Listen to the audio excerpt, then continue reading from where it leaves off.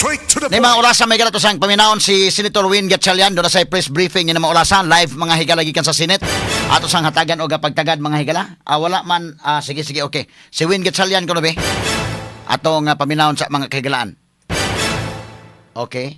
Binanggit nyo yung pagkakaroon ng quorum kahapon kaya napalitan ang leadership ng Senado. Pero ang pinagbabasihan yung numero ay 22. Pero doon sa roll call kahapon, 24 na senator na pangalan ang tinawag sa roll call. Paano po mapapaliwanag? Wala, iba naman yung roll call, siya iba yung declaration ng presiding officer at that time. At yung presiding officer nag-declare very clearly na ang denominator yesterday ay 22 senators. Sabi ng ilang experts, ang Avellino versus Cuenco ay hindi applicable sa situation ng Senado ngayon dahil iba yung situation ng nangyari noon, 1949. From 1949 to now, in Avellino case is the only Supreme Court case related to quorum. Wala nang iba. No? So until now, ginagamit pa rin yan in cases of determining quorum. Sen, ano pong mangyayari dun sa mga bill na hindi natalakay yung mga pending for amendment sana? Magpapa-special session po ba kayo? Well, yun yung pinag-uusapan namin. Especially, ang isa sa mga concerns natin ay yung 5 general na dapat ma-promote. No? Pero hindi sila na-confirm. At pag lumampas sila doon sa birthday nila, hindi na sila pwedeng i-promote. No? So, unfair naman sa mga general natin na nagsilbi sa ating bansa at sa ating bayan. So, yun ang isa sa pinakamabigat na concern na dapat nating mabigyan ng pansin. Kasi yung 3 days na hindi tayo nagkaroon ng session, hindi rin sila na-confirm. No? So, yun isa sa, para personally, yun ang isa sa mga gusto ko ma-address. No? Yan ang isa sa mga tinitignan namin. No? Ha? How soon? Titignan namin muna yung mga, tinitignan ko ngayon at tinitignan rin ng mga ibang mga senador, yung mga list of bills na kailangan natin matakal, yung mga personalities na kailangan natin ma-confirm. Dapat maipon yung para kung magkaka-special session man, tuloy-tuloy. No? Tuloy-tuloy maaprubahan lahat yun. No? I need to consult our senators first. No? Kailangan natin ma-consult siya. Yung mga senators natin para malaman natin kung ano ba yung mga kailangan natin approvean sa special session. Pero Siya ang magpapatawag o siya ang magpapatawag. So both houses? Both houses 'yun. So that's a good point. We also need to coordinate with our counterparts ang House of Representatives kung ano pa yung mga natitira nilang mga bills, ano pa yung mga kailangan nilang gawin. No? sir, how do you... Sayang, kasi kung nag-special session tayo, make sure ma-maximize na natin yung oras. Sayang eh.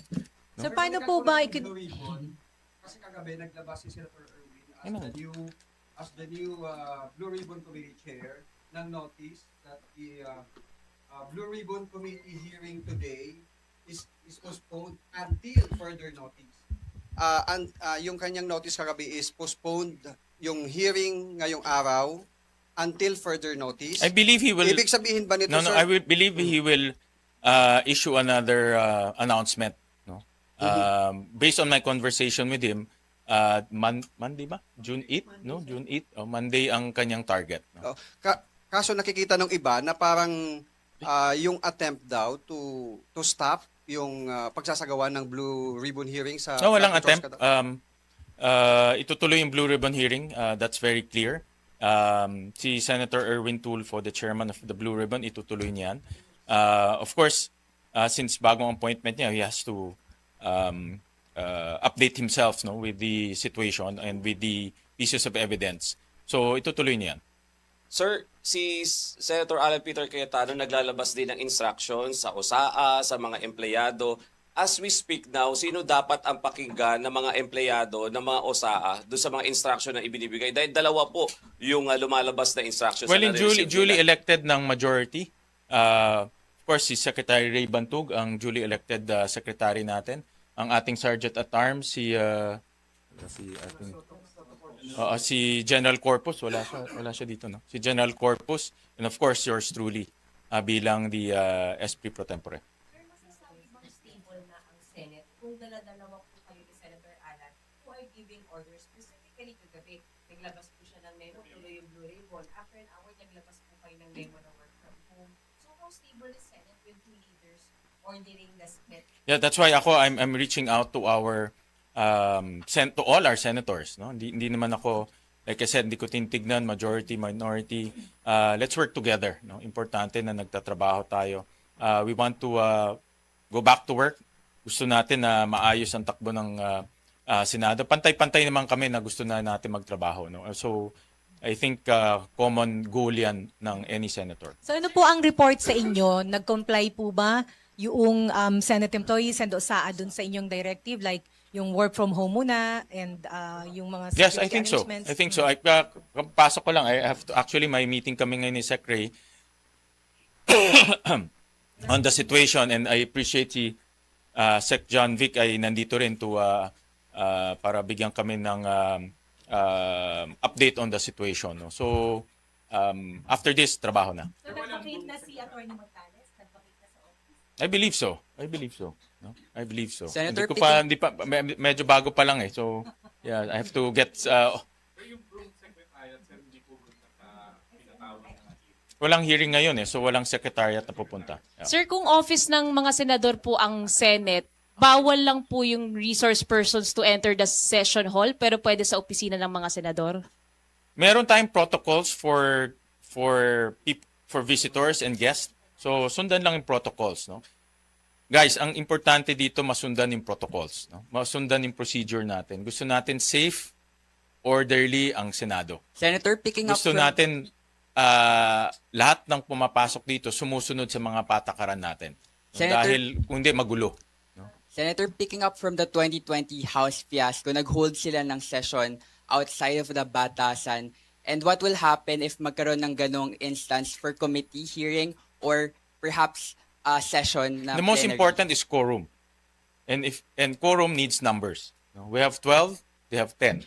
No? And the minimum number for quorum is 12. How about for a committee hearing? Committee hearing, if you listened yesterday, all seats vacant. So lahat ng chairman vacant except doon na na-appoint yesterday. In fact, walang mga members kasi all seats pati members ay vacant. So should the PIA or the Cayetano block hold a Blue Ribbon Committee outside of the Senate that wouldn't be recognized? Sa Senate, the senators are not precluded from holding meetings, from holding consultative hearings. Ako, ang dami kong naka-line up na consultative meetings in the next few days with the farmers, transportation group, the NVS, logistics group because of inflation. So these are my own initiative na imi-meet ko yung mga different stakeholders to hear their voices, no? And yung mga problema na nararanasan nila. No? So yan, trabaho yan ng mga senador. No, regardless kung anong committee ka, regardless kung anong interest mo. No? Senator, Okay. will you invoke the same na sinabi po ni dating Senate President Drilon na yung 2015 kasama sina Senator Cayetano na ginamit yung same 12 majority? Correct. I So- cited that yesterday in my explanation na hindi bago yung 12 na may quorum. In 2015 meron na ganyan, and I believe kanina meron mga document ako nakita na hindi lang pala 2015 but many times, no? I just need to confirm yung mga years, but definitely in 2015 12 lang yung senators to determine a quorum. Sir, can we gear towards the impeachment issue? Kasi isa yan sa inaabangan. Will you also be the one to preside over Well, under the impeachment? rules, since ang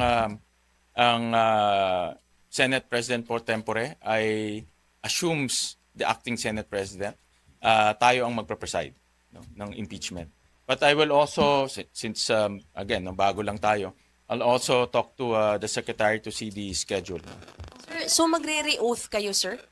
Paano ba? Mag-oath taking ulit ang impeachment court dahil kayo na ang presiding officer? Yes, Ganun- yes. When will this happen, sir?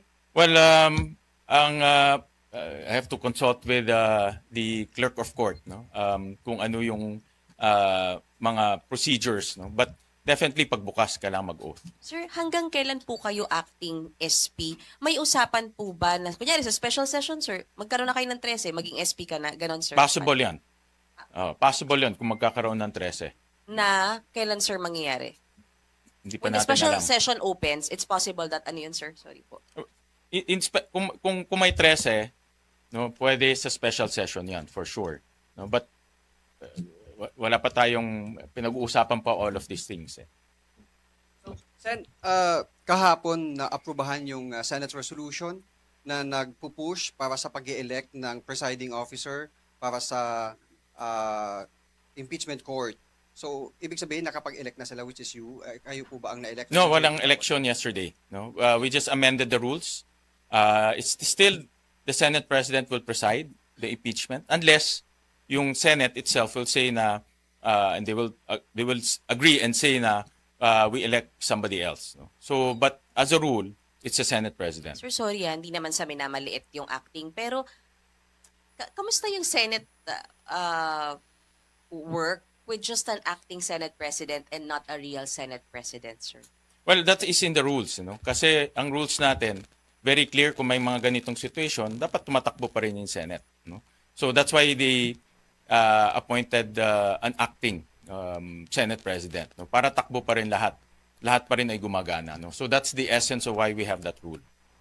So you're not weak. The institution is not weakened by just having an acting SP. No, it's tuloy-tuloy pa rin eh.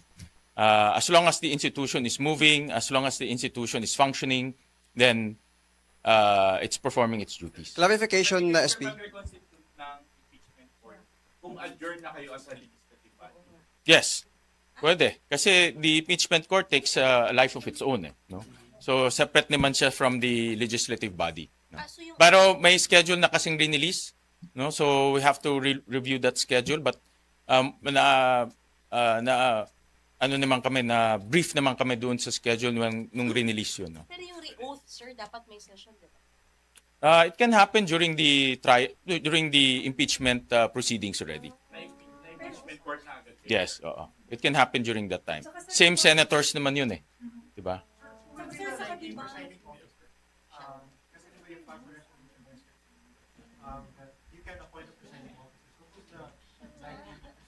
For now, it's the acting Senate President. I have to consult the senators. Sen, balikan ko lang yung sa issue ng pagsasagawa ng pagdinig sa labas ng Senate premises. So, the camp of Senator Pia is not barred from holding a hearing, a committee hearing outside the Senate? Ang hearing kasi may procedure yan eh. Mag-release ka ng invitation 3 days ahead.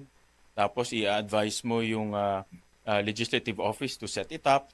Dapat may mga stenographers, etc. No? So, but meetings you can. No? Ang meetings mas liberal ang process. No? You can ask for a meeting or a consultative meeting 1 or 2 days ahead. No? So, or 1 and 2 days after.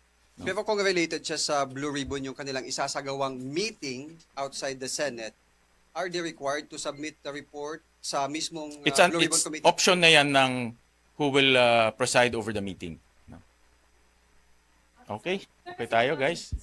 Sir, di ba nag-approve kayo ng resolution para amyendahan ang impeachment rules para sa gayon ay pwede pong mag-preside ang iba kasi tama ho ba nasa rules dapat Senate President. So since walang Senate President.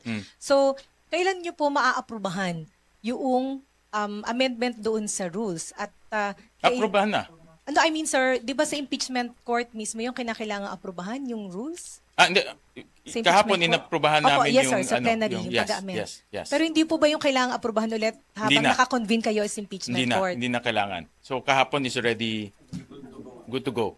And then, kailan po mangyayari yung panunumpa ninyo bilang presiding officer ng impeachment court? Pag open na ng impeachment. Okay, sa July 6. Pag open na ng impeachment proceedings.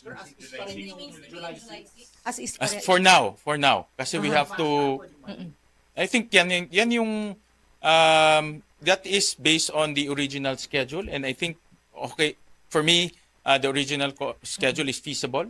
No? So, but again, no, I have to consult the clerk of court kung andun pa yung mga issues na pwedeng mangyari. And then, pa-clarify lang po, sir, yung katayuan ni Senator Cheese Escudero, kasi sabi niya, dumating siya kahapon, meron siyang press statement, sinasabi niya na wala siyang iniiwan o sinasamahang grupo o pangkat. Part po ba siya ng majority block o ano ho ang situation? As far as I'm concerned, part siya ng majority block. No? So, Hindi siya independent, sir. no, hindi siya independent. At least from what my knowledge, no, my personal knowledge is. Sir, yung panawagan niyo sir sa mga kasamahan niyo na magbalik trabaho, sir. Kasama din ba yung panawagan na kilalanin kayo at ang grupo ninyo at doon yung mag-join? Alin? Kasama din ba yung sir panawagan na kilalanin kayo at grupo niyo at doon yung mag-join? Ay, ang aking panawagan ay magtulong-tulong, no? So that we can move forward. Yun ang aking panawagan, and I would really like to unify the Senate kasi yun ang kailangan natin ngayon eh. No? And I know it's difficult for now kasi emotions are high, pero kung medyo humuhupa ng emosyon ay kailangan namin mag-usap-usap kami. Sir, kung mag-arrange lang po yung mga senador, yung Cayetano block, and kasama na nila yung resource persons dahil they will be pushing for the hearing ng Blue Ribbon Committee, what is the most that they can do? Kasi may info po na nandyan na po yata sila, nag-aayos na. Well, they can there's no hearing. That's for sure, no? Kasi pinospone ng reschedule ng Blue Ribbon chairman. Ipo-push out po ba sila? Force out sila? Senador lang bang pwedeng pumasok? Resource persons? Labas? Paano? Well, in resource persons hindi pwedeng makapasok dahil walang hearing, no? So that's part of our protocol. Sir, if they hold... Sir, kahit na naka-adjourn, dahil naka-sinid yung adjournment, tuloy ang mga committee hearings, may authority sila. Lahat ng committees pwede mag-hearing. No? So yan ang practice natin. Pero wala nga members, sir, paano na-elect? Walang members, but the chairman can invite all senators. So, Sir Chairman lang po yung allowed na mag-initiate po ng committee hearing Yes, and not Chairman. the members themselves.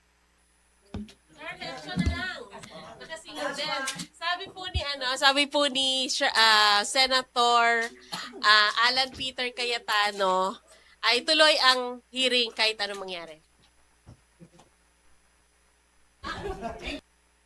Okay. So mo ni mahigala no, man akong giingon ang implication na ni nga asa may duha naman ni ron, nabutang man ni kay si Senator Alan Peter Cayetano sige po ang Senate President.